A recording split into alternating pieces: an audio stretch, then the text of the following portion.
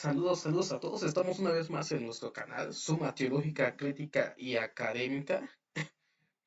Vamos a grabar este contenido. No pudimos grabar en vivo, se nos cayó lo que es la señal del internet. Sin embargo, vamos a continuar hablando del postulado que hablamos el día de ayer acerca del libro de Pamela Exelbaum. Pablo no fue cristiano. Un análisis crítico e histórico acerca de la figura y la persona de Pablo. El día de ayer analizamos cómo la construcción teológica de la imagen de Pablo influenció en la imagen cristiana sobre las cartas pseudo-paulinas que hablan acerca de la vida de Pablo, que no contienen realmente la intención del pensamiento de Pablo y que éstas se han tomado para reconstruir la figura del pensamiento de Pablo, cuando en realidad esto difiere mucho de lo que realmente era el pensamiento de Pablo.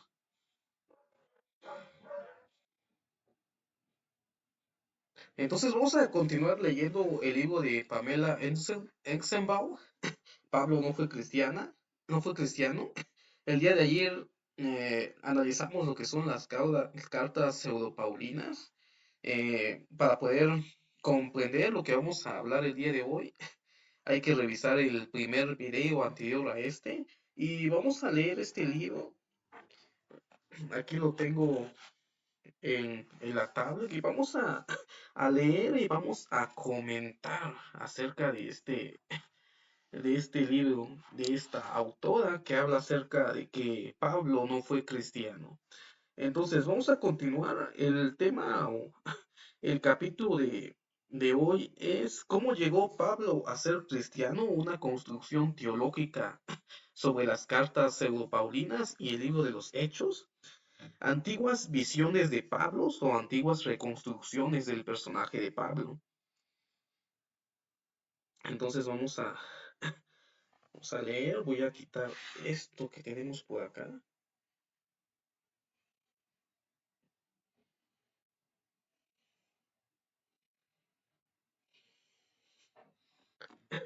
Entonces vamos a leer.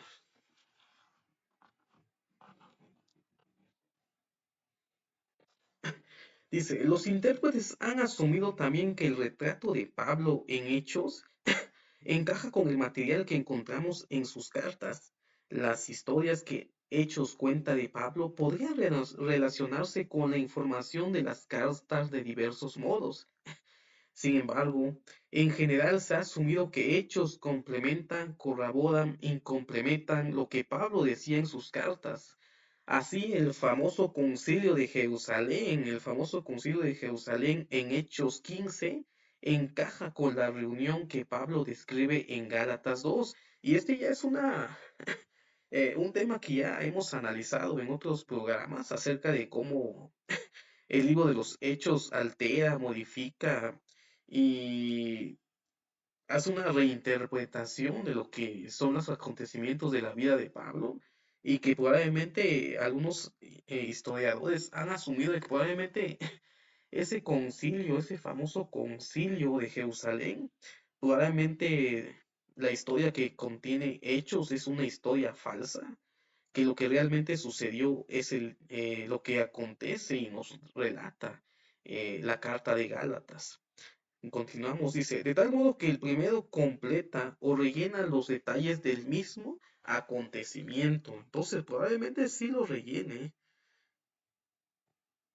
Sin embargo, le mete su propia interpretación. Recordemos de que Lucas escribe con diferentes intenciones que las intenciones de Pablo. Entonces, continuamos. Dice, los intérpretes antiguos entretejen tradiciones diferentes de varias fuentes para elaborar una imagen coherente de Pablo. Además de las cartas paulinas seudónimas y de hechos, circulaban otras historias sobre Pablo que se conservaron en fuentes escritas.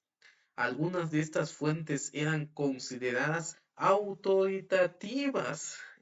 Entonces, habían otros escritos que no nos llegó a nuestro canon del Nuevo Testamento, pero circulaban otros escritos acerca de la vida de Pablo y que algunos las consideraban como autoritativas. Entonces vamos a continuar, dice, por ejemplo, la carta a los Corintios de Clemente, fechada hacia el año 100 después de Cristo, y estamos viendo que estas cartas proceden del año 100 después de Cristo. Son más cercanas a la memoria de la tradición a comparación de las cartas tritopaulinas, lo que es Timoteo, primera de Timoteo, segunda de Timoteo y la carta de Tito. Dice, por ejemplo, la carta a los Corintios de Clemente, fechada hacia el año 100 después de Cristo, cuenta el final de la vida de Pablo como sigue. A causa de la envidia y la rivalidad, Pablo mostró el galardón de la paciencia al arrastrar 7 veces cadenas, al ser desterrado y apedreado, siendo heraldo en oriente y en occidente, alcanzó la ilustre gloria de su fe, después de haber enseñado la justicia a todo el mundo, y de haber ido hasta los confines del occidente, y de dar testimonio ante las autoridades, se fue así del mundo y marchó al lugar santo, convirtiéndose en el mayor ejemplo de paciencia. Entonces ya vemos cómo es la construcción teológica de la imagen de Pablo. Tenemos las cartas pseudopaulinas, tenemos el libro de los Hechos que interpreta a Pablo, pero bajo los ojos del cristianismo emergente. Y vemos ciertas tradiciones cristianas que empiezan a surgir y que empiezan a mostrar a un Pablo eh, similar al libro de los Hechos, ese judío que se arrepintió, que se convirtió después de tener la visión de Jesús y que fue proclamado como el apóstol de los gentiles. Y entonces vemos cómo termina su vida como un mártir de la iglesia. Sin embargo, este es un retrato elaborado eh, a los ojos del cristianismo emergente. Y como había comentado el día de ayer, cómo Pablo es el ejemplo del cristiano modelo o el ejemplo que todo cristiano debe de seguir. Y esa es la importancia de la figura de Pablo, porque representa la conversión de una persona a la luz del Evangelio y vive una vida en santidad. Y vemos cómo es la construcción en el relato de los hechos, cómo pone eh, en labios de Pablo el hecho de que los judíos lo rechazaron y que este fue el motivo para ir a predicar a los gentiles, cuando en realidad probablemente este es un argumento anti, antijudaísmo y el conflicto que había entre el cristianismo y el judaísmo emergente, cuando en realidad Pablo siempre eh, hablaba acerca de su judaísmo. Entonces vamos a continuar. Existen estas leyendas que algunos consideraban como autoritativas y como algo real. Sin embargo, es una construcción de la imagen de un mártir de la iglesia cristiana primitiva, que no entró al canon del Nuevo Testamento, pero de esa manera se va transformando ya la idea de la figura de Pablo como cristiano, como un cristiano mártir del Evangelio. Y de la misma manera lo retrata el libro de los Hechos. Vamos a seguir leyendo, dice, aunque resulta difícil saber con certeza los textos paulinos en los que se basaban sus afirmaciones, Clemente, esta descripción sintética de la vida del apóstol evoca la memoria de Pablo, principalmente como una figura ejemplar y menos como uno de los grandes doctores de la iglesia. Dice, los comentarios de Clemente sugieren que conocía las tradiciones extracanónicas sobre los viajes de Pablo, Con toda seguridad, Clemente también conocía las cartas a los romanos, en la que Pablo informa de su plan de dirigirse a España, pasando por Roma, aunque afirma que primero debe ir a Jerusalén. En todo caso, la carta de Clemente parece ser el relato más antiguo que ha sobrevivido de la muerte de Pablo. ¿Cuáles fueron las fuentes que utilizó Clemente para poder redactar esta tradición acerca de Pablo? Esa es la gran pregunta. En todo caso, la carta de Clemente parece ser el relato más antiguo que ha sobrevivido de la muerte de Pablo. En particular, se ha conservado en algunos importantes manuscritos antiguos como parte del Nuevo Testamento y fue considerada como escritura por algunos escritores cristianos de los primeros siglos. Dice, el Códice Alejandrino, uno de los más importantes manuscritos de la Biblia cristiana, incluye Primera de Clemente o Carta a los Corintios. Entonces, era tan importante la carta de Clemente a los Corintios que algunos los consideraban como canónicos y se han encontrado en manuscritos en el Códice Alejandrino. Y esto es algo muy importante. Si tuviéramos esa carta y si hubiera entrado el canon del Nuevo Testamento, tuviéramos una historia del final de la historia de Pablo. Recordemos de que Hechos termina su relato de manera abrupta.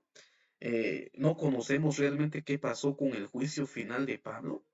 Sin embargo, Clemente cree que es importante saber realmente qué es lo que sucedió. Entonces aquí vemos cómo es probable de que esta historia era considerado parte autoritativa acerca de la historia de Pablo, teniendo a consideración que no tenemos una versión canónica del final de la historia de Pablo. Algunos consideraron la carta de Clemente como parte del canon del Nuevo Testamento, y esto daría respuesta al final de la historia de Pablo. Pero como comento, esto ya es una elaboración de la figura de Pablo como mártir de la iglesia cristiana.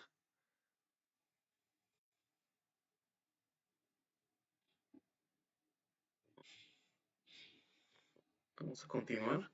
Dice, diferentes tradiciones extracanónicas sobre la vida y la muerte de Pablo comenzaron a circular ampliamente en el siglo II. Y esto es algo interesante y esto es algo que tenemos que tener en cuenta, que habían personas que veían y querían saber acerca de la historia de Pablo, saber acerca del final de la historia de Pablo y empezaron a elaborarse de ciertas historias acerca de la vida de Pablo, así como sucedió con la vida de Jesús. Vemos cómo Mateo y Lucas elaboran historias acerca de la infancia de Jesús, que son tradiciones cristianas posteriores y que es muy poco probable que sean históricas. Entonces, de la misma manera surgieron ciertas historias en el cristianismo antiguo para dar respuesta a ese interrogante del por qué el libro de los Hechos termina de modo abrupto la historia de Pablo y empiezan a circular estas historias para darle respuesta a ese interrogante que muchos cristianos se hacían acerca de la figura de Pablo. Entonces dice, diferentes tradiciones extracanónicas sobre la vida y la muerte de Pablo comenzaron a circular ampliamente en el siglo II. Estas tradiciones encuentran su relato más completo y su mejor estado de conservación en dos fuentes cristianas apócrifas, los Hechos de Pablo y los Hechos de Pablo y Tecla.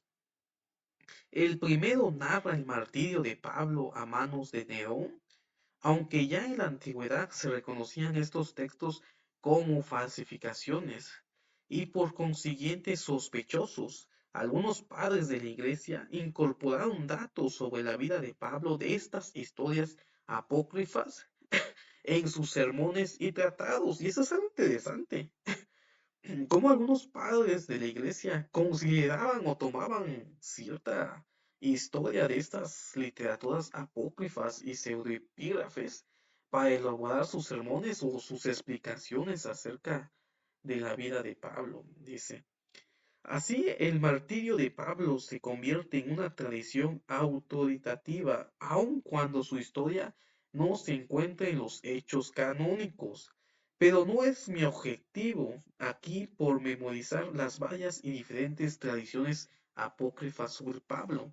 Más bien, deseo hacer dos observaciones esenciales para la elaboración de la figura de Pablo en la antigüedad. Dice, en primer lugar, el retrato de Pablo en el cristianismo, quién fue y quién hizo, creyó y predicó, se desarrolló con el tiempo mediante la acumulación de recuerdos que se contaban una y otra vez y los posteriores escritos de algunos cristianos muy influyentes de los primeros siglos, que en algunos casos dedicaron muchas horas al estudio de las cartas de Pablo para escribir comentarios y tratados sobre ellas y predicarlas a sus comunidades. Esta tradición acumulativa forjó una imagen de la persona de Pablo y de este modo proporcionó el marco interpretativo en el que se leía y se entendía el apóstol. Dicho de otro modo, los devotos estudiosos de las cartas de Pablo crearon una imagen mental del apóstol Pablo. Interesante.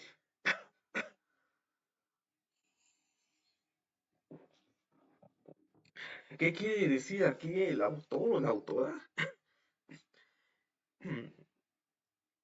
Muchas veces escribimos una historia basándonos en algunos hechos que probablemente no sean históricos y tenemos un ejemplo claro en María Magdalena.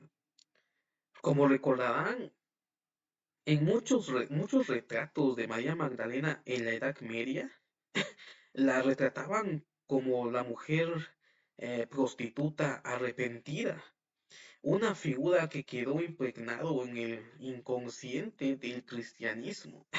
Esto debido a que un papa de la Iglesia Católica, Romana y Apostólica adjudicó a la figura de María Magdalena el relato del evangelista de Juan que habla cuando se le acercaron los judíos al maestro Jesús y le acercaron a una mujer que le encontraron en adulterio. Entonces, este papa, sin tener fundamentos en cuanto a su declaración hermenéutica, declaró de que esta mujer que le habían traído a Jesús era la figura de María Magdalena.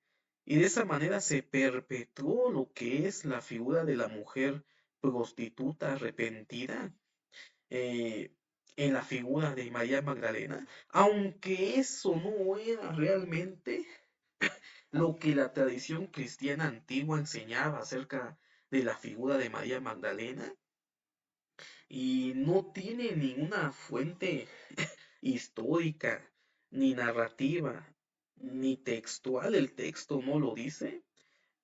María Magdalena en los evangelios la retratan como una mujer que fue echada a 7 demonios y no dice nada de que era una prostituta. Sin embargo, se quedó en el consciente colectivo de las personas esta imagen. Tiempo posterior, tiempo posterior, la Iglesia Católica eh, asumió una postura diferente a lo que había argumentado este papa. Sin embargo, eso ya quedó en el pensamiento popular y la historia de esta mujer también se refleja en lo que pudo haber pasado con la figura del apóstol Pablo. Eh, los historiadores o los estudiosos que se dedicaban a reinterpretar, porque son reinterpretaciones de sus cartas y del libro de los hechos y de estas tradiciones que circulaban en ese tiempo, se elaboraron una imagen diferente a lo que probablemente haya sido el verdadero personaje histórico de Pablo. Y de esa manera se quedó ese pensamiento. Y recordemos de que ya vimos de que todas las cartas, las 14 cartas paulinas, solamente 7 son consideradas de la autoría de Pablo, las otras 7 son pseudoepígrafes, no contienen el pensamiento de Pablo, sin embargo se le atribuyen a Pablo. Y entre esas diferentes pensamientos teológicos, elaboraron una figura de Pablo que no corresponde a lo que realmente Pablo pensaba y a lo que Pablo actuaba. Se empezaron a crear a esa figura del cristiano. eh, Se empezaron a desarrollar esa imagen del cristianismo de Pablo. La vida ejemplar de Pablo, vemos cómo, cómo el libro de los Hechos narra 3 veces la conversión de Pablo. ¿Podemos dudar del libro de los Hechos? Algunos autores dicen que sí, podemos dudar, pero el hecho de que haya mencionado el libro de los Hechos 3 veces la conversión de Pablo, ahí nos está elaborando una construcción teológica de la imagen de Pablo. Nos está mostrando que la conversión de Pablo fue importante para el desarrollo de la vida de Pablo. Y muchos cristianos veían en la vida de Pablo esa conversión como algo importante. Y recordemos de que posteriormente varios gentiles ingresaron al cristianismo y veían en la imagen de Pablo la imagen del cristiano modelo, aquel que perseguía a la iglesia, aquel que se convirtió en la visión en Damasco, aquel después de haber sido un fariseo de fariseos, un judío de judíos, un israelita, y que considera que todo lo que había ganado ya no le importaba, sino que solamente seguía a Jesús. Entonces ahí se va elaborando la figura cristiana de Pablo, cuando en realidad eh, todo lo que hemos interpretado a Pablo son una mezcla de diferentes cuestiones y diferentes intenciones teológicas en las cartas. El día de ayer vimos cómo se puede dividir las cartas en las cartas auténticas, las cartas deuteropaulinas y las cartas tritopaulinas. Y que cada estas divisiones de cartas paulinas fueron escritas en diferentes tiempos y con diferentes intenciones teológicas y ya no contenían realmente el mensaje o el pensamiento de Pablo. Sin embargo, se le atribuía lo que es estas cartas al pensamiento de Pablo y como dice el autor, como dice la autora, los devotos estudiosos de las cartas de Pablo se crearon una imagen mental del apóstol. Vamos a seguir leyendo, muy interesante este libro, me gustó mucho. Dice, en segundo lugar, Pablo llegó a ser decisivo para los debates más importantes en el cristianismo antiguo. El mismo canon del Nuevo Testamento indica la relevancia que tuvo Pablo en el desarrollo de las primeras etapas del cristianismo. Los evangelios canónicos son 4, pero son 13 las cartas que llevan el nombre de Pablo, además de otra que la tradición le atribuyó, es decir, a los hebreos. Entonces, el peso de Pablo era muy importante para el cristianismo, a tal grado que existían 14 cartas atribuidas al apóstol Pablo, cuando en realidad los evangelios solamente son 4. Y de hecho, la teología paulina salpica lo que es la elaboración de esos evangelios.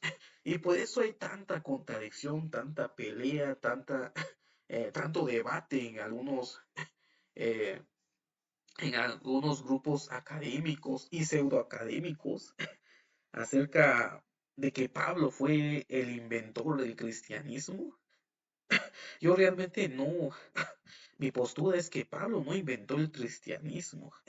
El cristianismo o esa creencia de que Jesús es el Mesías nace en Israel, nace entre los judíos que creían de que Jesús era el Mesías y que posteriormente simplemente Pablo transmitió la tradición oral acerca del mensaje de Jesús y, y fue importante la figura de Pablo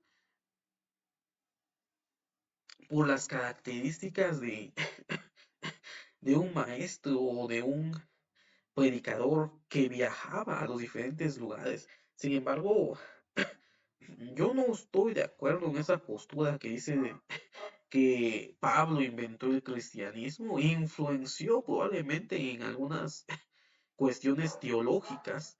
Sin embargo, hay cierta teología judío-cristiana que Pablo asimiló para poder interpretar su propia teología paulina, que posterior fue la que domina en el Nuevo Testamento. Entonces, no, Pablo no inventó el cristianismo. Vamos a continuar con la lectura y dice, esto hace de Pablo el supuesto autor de más de la mitad de los 27 documentos del Nuevo Testamento. Además, la mayor parte de Hechos está dedicada a contar su historia. No es casualidad que Pablo llegara a dominar el canon del Nuevo Testamento. Más bien, parece deberse a la percepción de que Pablo era esencial para interpretar el mensaje evangélico. Puede que Jesús sea el centro del mensaje cristiano, pero Pablo llegó a ser la clave para abrir ese mensaje.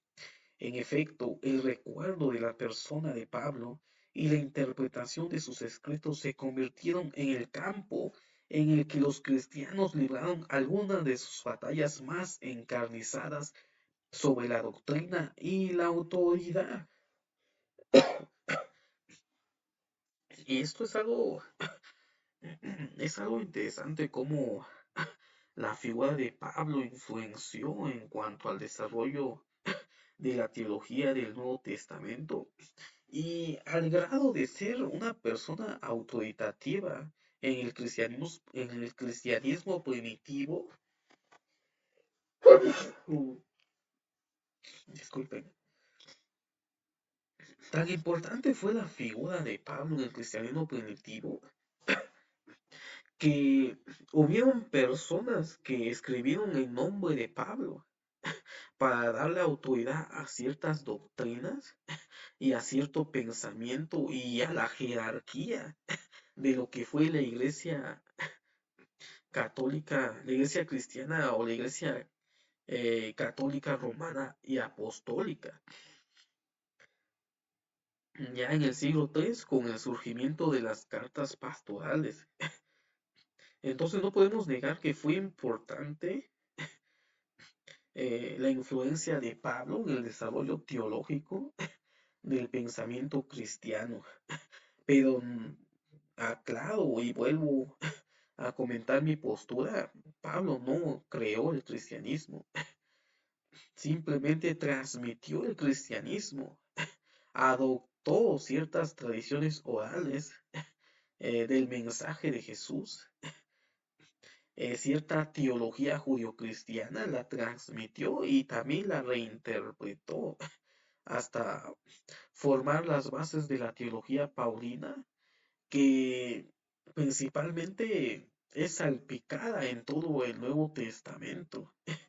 Y al grado de la figura de Pablo ser tan importante, que algunas personas afirmaron escribir en nombre de Pablo para adjudicarte ciertas doctrinas o pensamientos dogmáticos para dirigir la iglesia ya en el siglo III, cuando Pablo ya había muerto, ya tenía 200 años, que probablemente ya había muerto Pablo, cuando empezaron a surgir las deuteropaulinas, las cartas deuteropaulinas y posteriormente las cartas tritopaulinas, que tengo un video anterior a este para poder comprender qué es lo que estoy hablando acerca de estas cartas manipuladas, estas cartas mm, que ya no contenían el pensamiento de Pablo, pero era tan importante la figura de Pablo que le adjudicaron estas cartas para el desarrollo teológico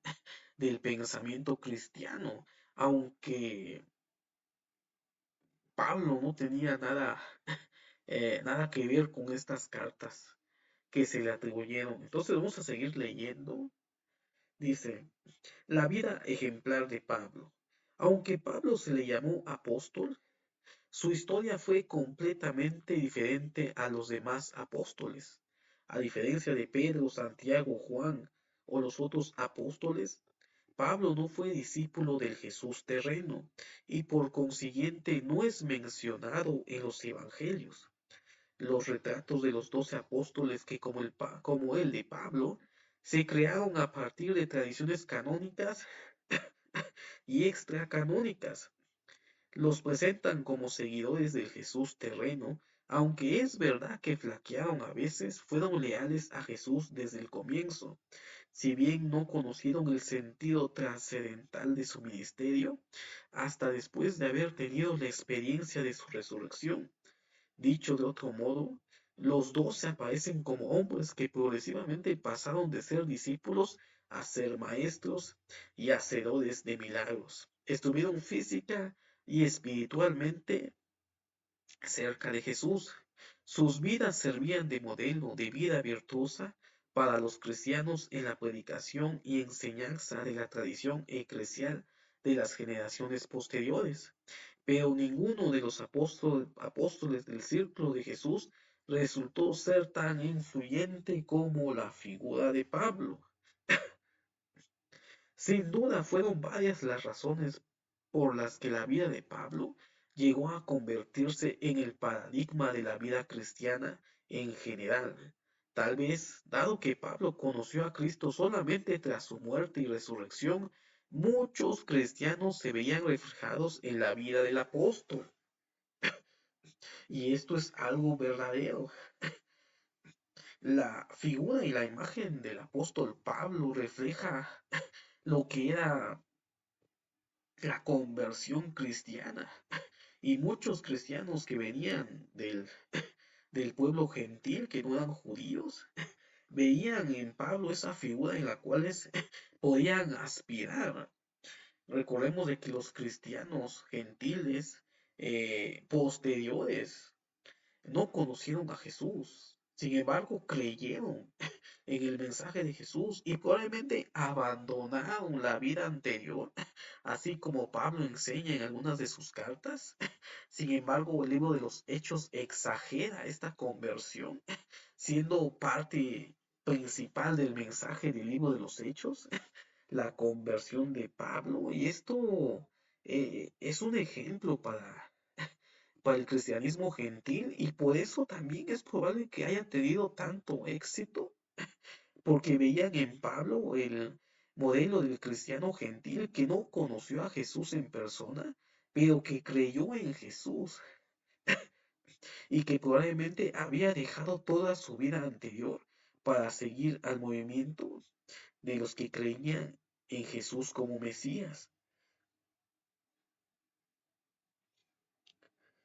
La experiencia que tuvo el apóstol Jesús, la experiencia que tuvo el apóstol de Jesús resucitado podía servir de modelo para los cristianos de generaciones posteriores que se sentían espacial y temporalmente alejados del Jesús humano y del mundo en el que vivió. Seguimos leyendo, dice.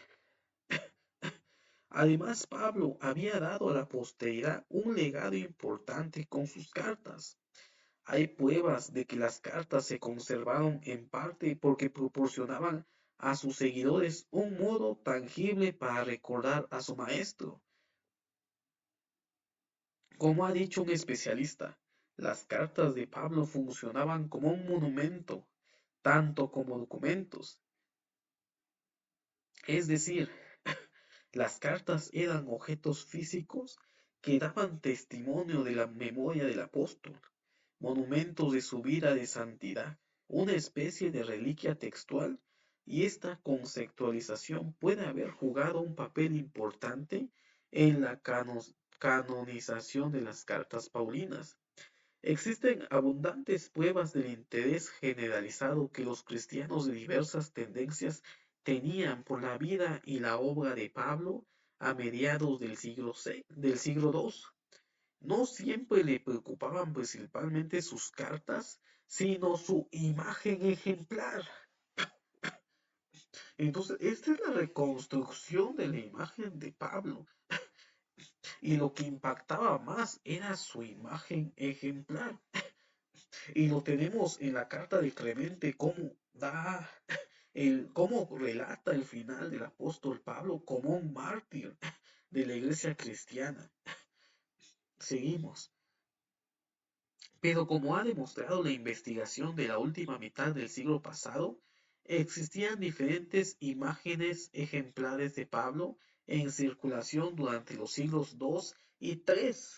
En efecto, la batalla por el legado del apóstol parece haber sido encarnecida a veces. Eso es algo interesante que a mí nos está hablando la autora de que no existía una sola figura de Pablo, sino que había diferentes figuras de Pablo y a veces eran contradictorias estas figuras. Vamos a seguir leyendo a ver qué nos relata acerca de estas otras interpretaciones de Pablo. Y recordemos de que esto es algo común. Nosotros lo que nos ha llegado ya es una figura de Pablo ya moldeado por la iglesia. Pero en la antigüedad existían diferentes tipos de interpretaciones de Pablo e imágenes de la figura de Pablo, así como existían diferentes cristianismos y diferentes interpretaciones de la vida de Jesús.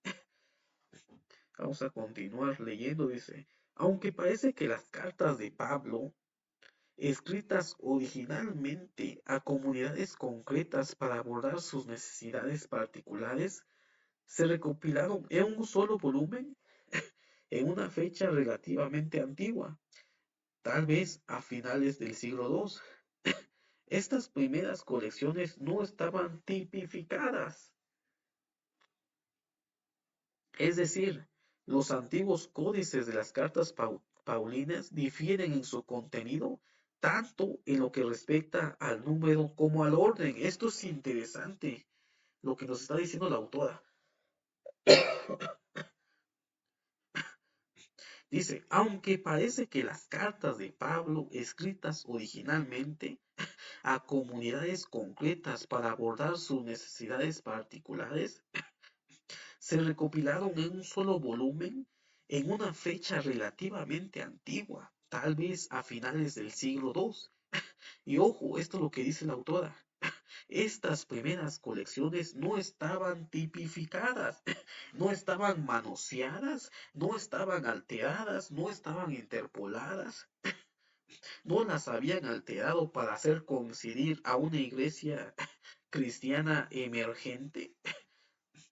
Dice, estas primeras colecciones no estaban tipificadas. En un programa anterior analizamos qué pasaron con todos los manuscritos de las colecciones de las cartas paulinas anteriores al siglo II, porque lo que nos llegó son colecciones de manuscritos del siglo IV y que probablemente esa colección es la colección que la iglesia recopiló y que estaba en contra de la versión del canon de Marción, que era muy diferente. Y de hecho Marción atacó mucho a la iglesia cristiana emergente diciendo de que la iglesia había añadido a las cartas paulinas y a los evangelios y que habían manipulado las cartas de Pablo a su conveniencia.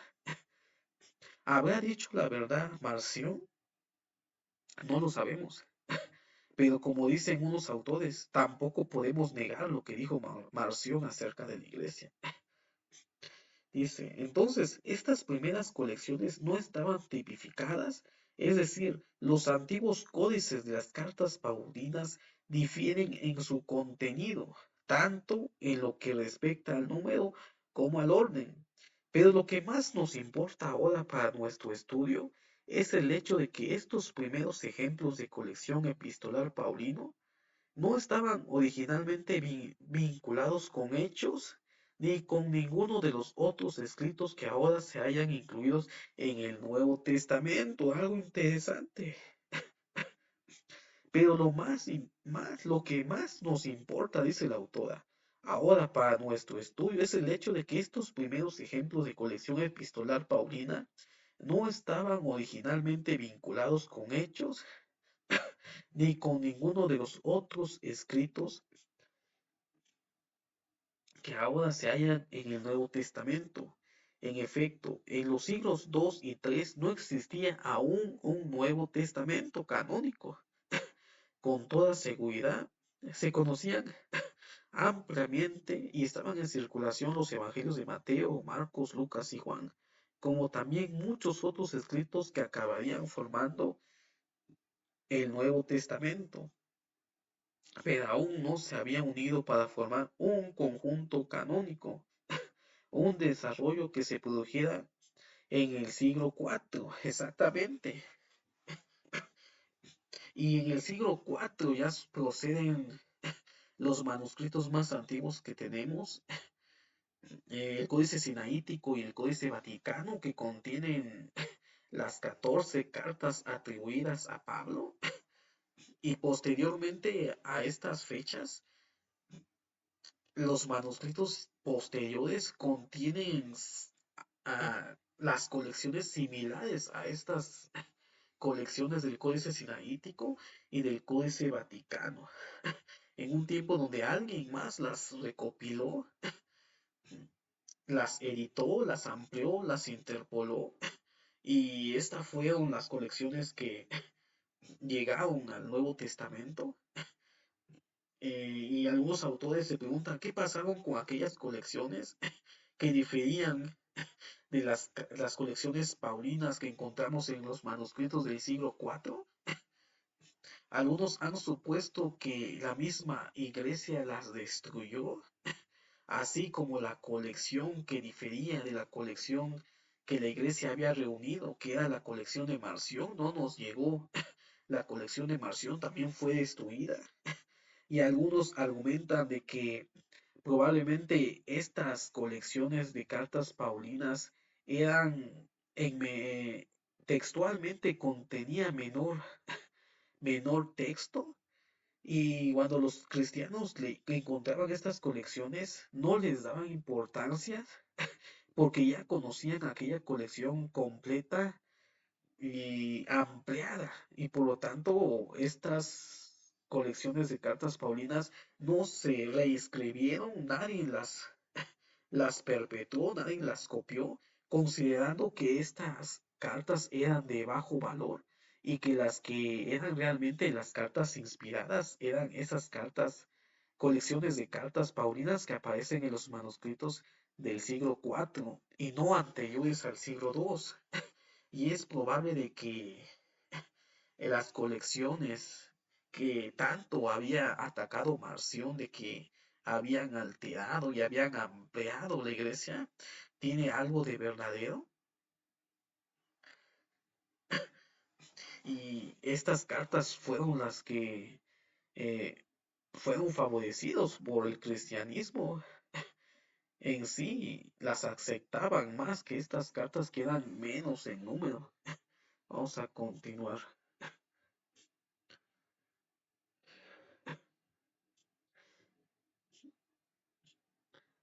Además, muchos otros escritos cristianos estaban también en circulación. Por consiguiente, el contexto socioliterario en el que se leían las cartas de Pablo no era monolítico ni homogéneo, hasta que se estabilizó el Nuevo Testamento. Los admiradores de Pablo ejercieron una selección de los textos que consideraban paulinos, y así el tejido que confeccionó la red intertextual de los materiales que reivindicaban el legado de Pablo fue altamente variado. Dicho con otras palabras, la lectura de un conjunto de cartas paulinas, por ejemplo, Romanos, Gálatas, y la correspondencia con los corintios, da una impresión diferente del apóstol que si se combinan con las pastorales en una sola colección. Mientras que 1 Corintios afirma la práctica del celibato para hombres y mujeres y lo elogia como espiritualmente superior a la vida matrimonial, las pastorales niegan la legitimidad de la vida del celibato, especialmente a las mujeres. Entonces, esto también es algo claro. Pablo hablando del celibato y posteriormente las pastorales ya estaba hablando de que el pastor tiene que ser un hombre casado con una sola mujer. Entonces, primero estaba hablando en 1 Corintios de que era mejor el celibato para entregarse a la vida del ministerio. Y ya en las cartas pastorales nos está hablando de que la persona tenía que entrar al matrimonio o tener a una esposa por mujer para ser candidato al pastorado. Entonces, de esta manera vemos cómo hay unas ciertas hay ciertas controversias en cuanto a la imagen de Pablo. Dice, de hecho es muy probable que las pastorales se escribieran para contrarrestar una imagen rival de Pablo. Esto es algo interesante.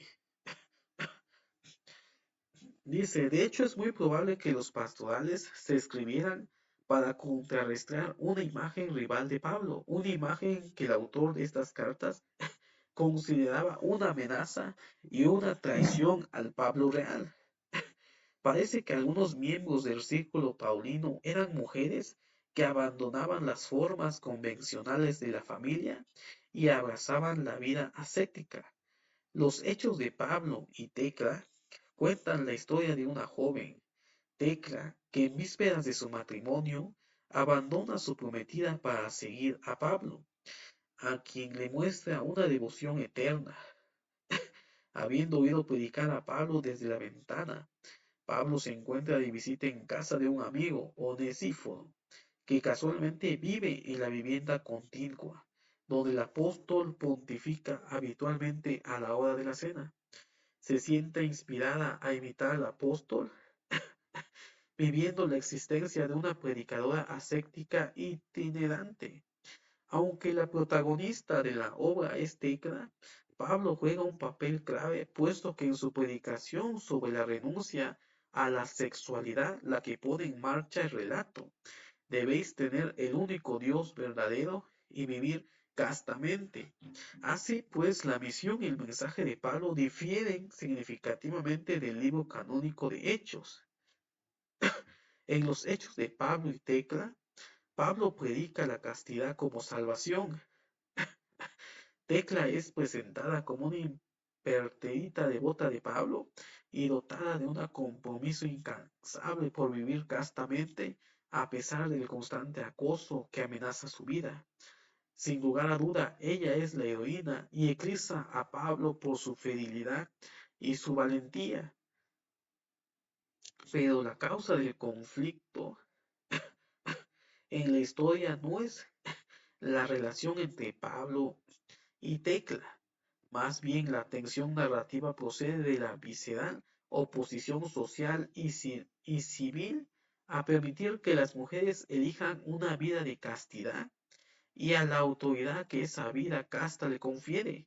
La historia de Tecla alcanza su clímax cuando en un acto de desesperación se bautiza a sí misma en el estadio junto cuando afronta su muerte inminente ante unos leones hambrientos. Una vez más, la intervención divina salva su vida. A continuación se encuentra con Pablo una última vez y éste le encomienda que vaya a enseñar la palabra de Dios. Tertuliano, el padre de la iglesia del siglo II, conocía esta obra y la condenó por dos razones. Sabía que el autor era un falsificador y como otros padres de la iglesia proto-ortodoxos, se oponía a que las mujeres tuvieran autoridad para enseñar a los hombres o para bautizar. Entonces, esto es algo interesante, cómo estas tradiciones, estas literaturas que circulaban en el cristianismo primitivo fueron causantes de que otras personas escribieran en nombre de Pablo para rechazar esta idea acerca de las mujeres, acerca de que la mujer no puede tener autoridad, que no puede tener autoridad y que éstas no pueden bautizar, va en contra de la enseñanza de Pablo, supuestamente. Sin embargo, aquí vemos el pensamiento de los padres ortodoxos. Y esto es algo que me pone a pensar cómo a causa de estas literaturas, algunos en nombre de Pablo le dieron una respuesta a estas cartas que circulaban ya en el siglo II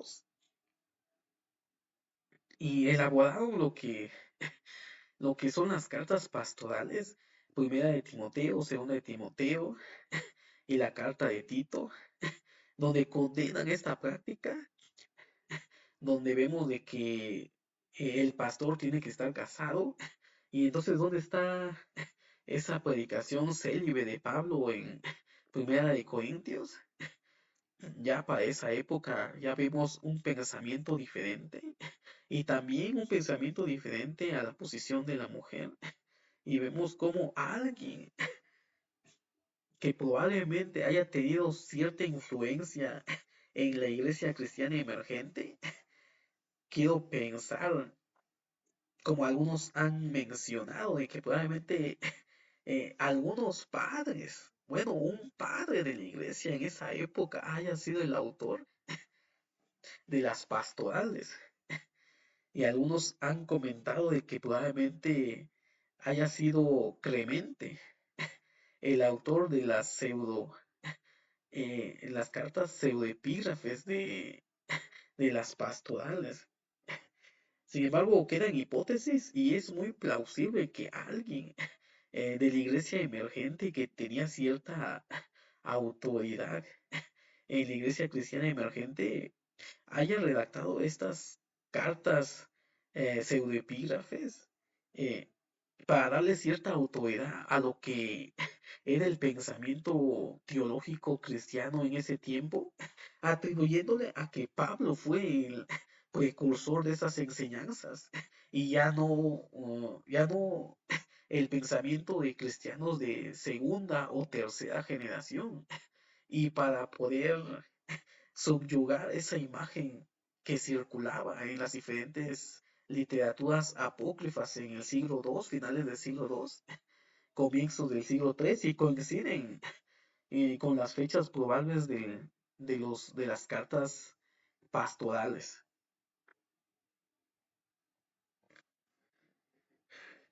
Y aquí bueno, lo vamos a dejar hasta aquí.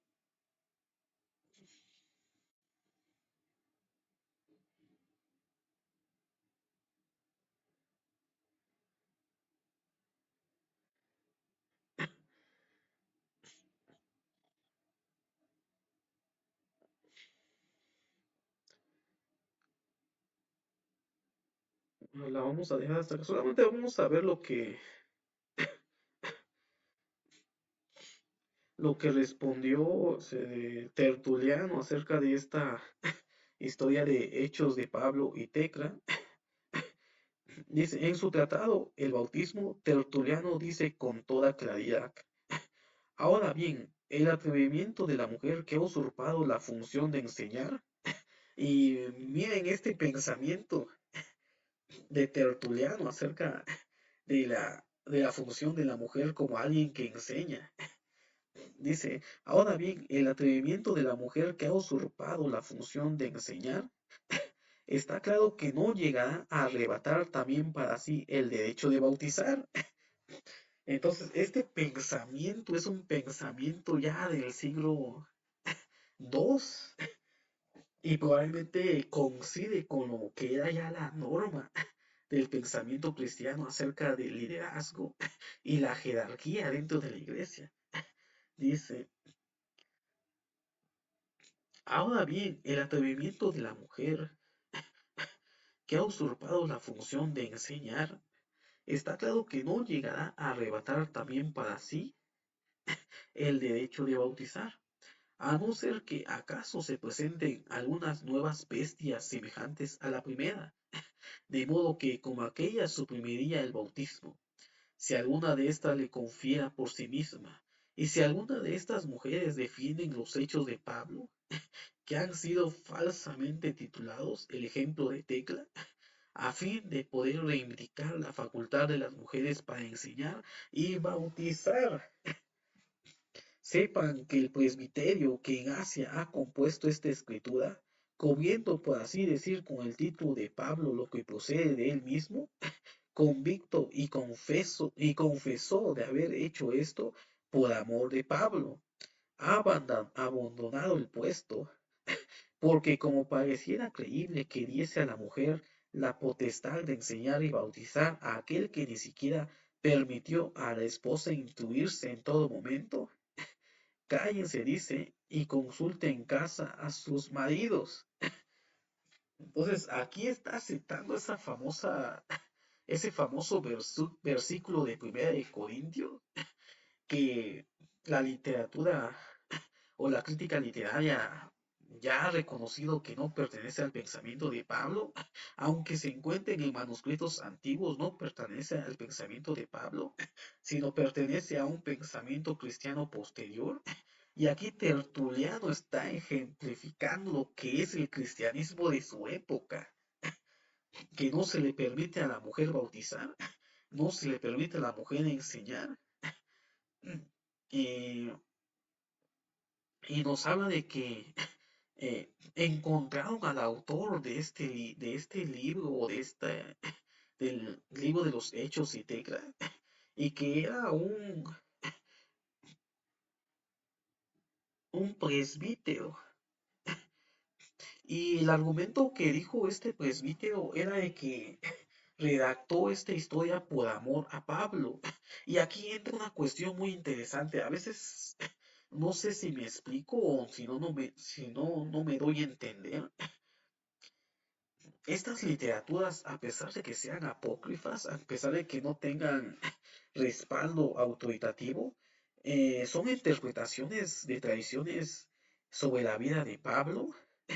Y lo que llama mucho la atención, y más adelante la autora va a estar hablando, de que este presbítero probablemente haya sido influenciado por cierta línea del pensamiento de una tradición diferente a la figura de Pablo ortodoxa, en la cual Pablo permitía a la mujer enseñar, a Pablo permitía a la mujer bautizar, y que ese pensamiento que va en contra de lo que realmente Pablo eh, enseñó ya corresponde a un cristianismo posterior a la época de Pablo.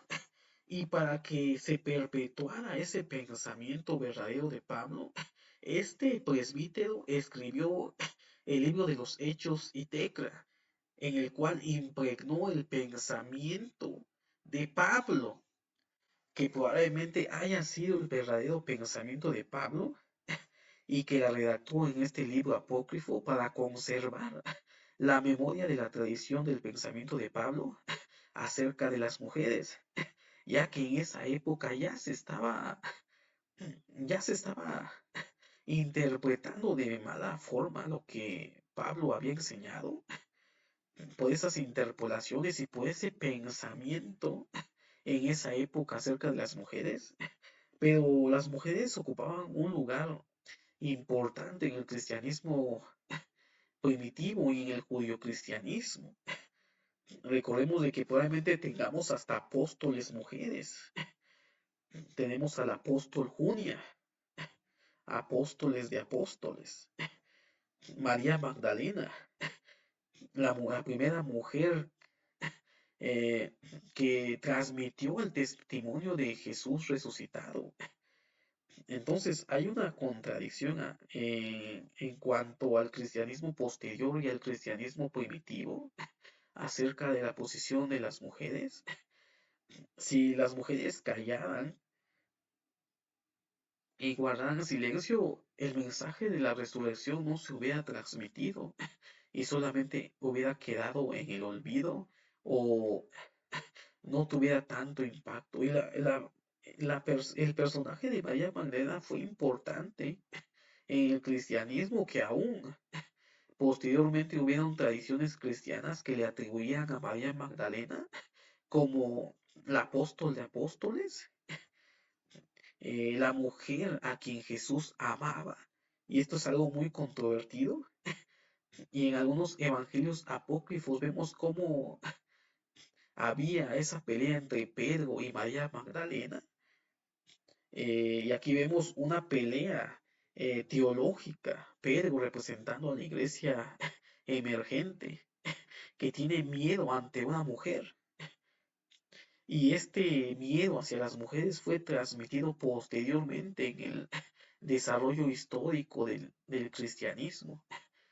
Vemos cómo la posición de la mujer fue subyugada cuando en realidad algunos argumentan de que Jesús había dejado a María Magdalena como la líder del movimiento que había iniciado. Y aparte, algunos argumentaban de que era la mujer quien Jesús besaba en la boca. Y eso es algo interesante. Sin embargo, estas historias posteriormente fueron consideradas apócrifas, pero no podemos rechazar de que tengan algo de verdad en el trasfondo de estas literaturas antiguas que no entraron al canon del Nuevo Testamento. De la misma manera, probablemente este personaje, este presbítero que habla Tertuliano, que, que lo agarraron, que ya se encontraba en custodia, su declaración es algo muy importante y tenemos que darle credibilidad, porque lo dijo un padre de la iglesia, de que había escrito esta historia por amor a Pablo. Si nosotros analizamos esto desde la crítica literaria, la crítica de tradiciones, lo que dijo este personaje está atribuyéndole la interpretación de una figura de Pablo diferente a lo que entendía la ortodoxia en ese momento. Y lo único que había hecho este personaje es perpetuar esa memoria histórica de Pablo en esta historia redactada acerca de Tecla y Pablo, y pone a la mujer en una posición muy distante a lo que los cristianos en el siglo II, finales del siglo III, creían acerca de las mujeres. Y aquí vemos cómo es plausible de lo que este presbiterio escribió, probablemente tenga cierta historicidad en cuanto al verdadero pensamiento de Pablo, teniendo en cuenta que actualmente la crítica textual ha demostrado de que esos versículos que hablan en contra de la mujer no pertenecen al pensamiento de Pablo, que fueron elaborados posteriormente y que concuerdan con un cristianismo del siglo III, muy posterior a lo que es el cristianismo en la época de Pablo, en el año 50, y distan teológicamente de las cartas auténticas de Pablo.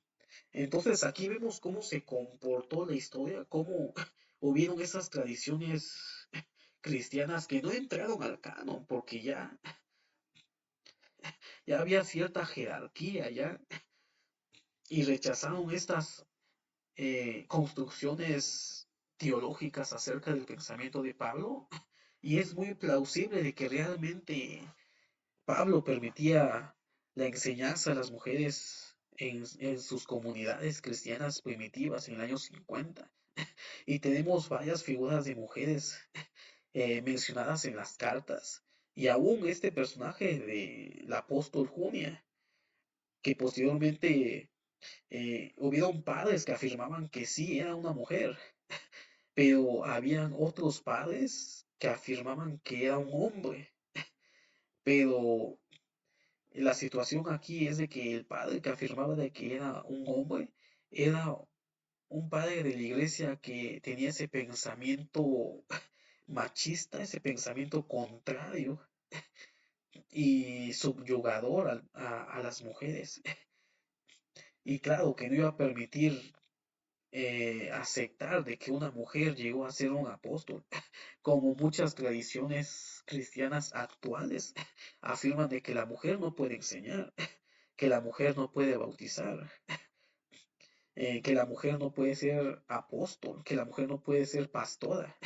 Entonces, eso es lo que nosotros heredamos, ese pensamiento teológico, procede del pensamiento cristiano del siglo III, de las cartas pseudo-paulinas, y no corresponden a una teología paulina y el pensamiento de Pablo, sino que construcciones teológicas posteriores que nosotros heredamos en el cristianismo moderno. Y aquí entra la discusión si estas interpretaciones acerca de la mujer no tienen sustento autoritativo de palabras de Pablo, tenemos que cambiarlas o tenemos que mantenerlas. Entonces terminamos en este día, lo vamos a subir en YouTube para que lo puedan ver ya grabado. No pudimos estar en vivo. Muchas gracias a todos los que estuvieron hasta el final y nos vemos en una próxima transmisión.